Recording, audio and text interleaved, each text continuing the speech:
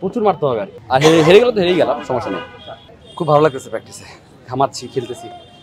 না অবশ্যই ভালো লাগতেছে যে মানে অনেকদিন পর আমরা সব আর্টিস্টরা একসাথে মানে হব, মানে এটা আসলে একটা মানে প্রতিযোগিতা না, এটা গেট টুগেদার বলা যায় আর কি।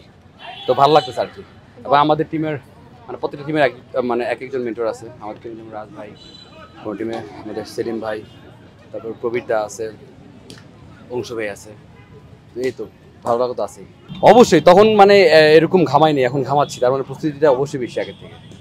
সব মশার বিরুদ্ধে সুরক্ষা দিতে এলো বসুন্ধরা এক্সট্রিম অ্যারোসল, মশার বিরুদ্ধে এক্সট্রিম সুরক্ষা। না সব টিমই ভালো, এখন সবাই যারা অংশগ্রহণ করছে তারা তো সবাই চ্যাম্পিয়ন হওয়ার জন্য মাঠে নামছে, তাই না?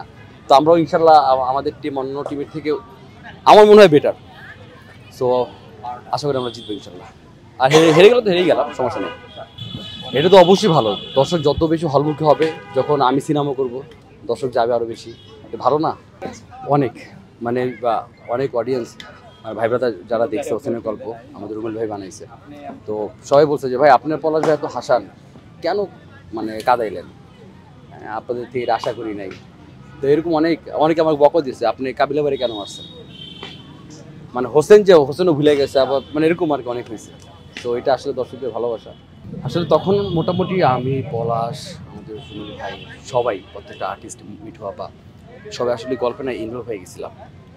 তো আসলে ওই অনুভূতিটা আসলে কি বলবো, মনে হচ্ছে আসলে হোসেন মারা গেছে, এই জন্য আমি মানে যে ঘটনা আছে আপু এটা বলা যাবে না, খুব ভয়াবহ, খুব মানে বড় একটা ঘটনা, যেটা বলা যাবে না, আর হাসির পারে এটা বলা যাবে না আর কি, কিন্তু আছে অনেক গল্পই তো আছে।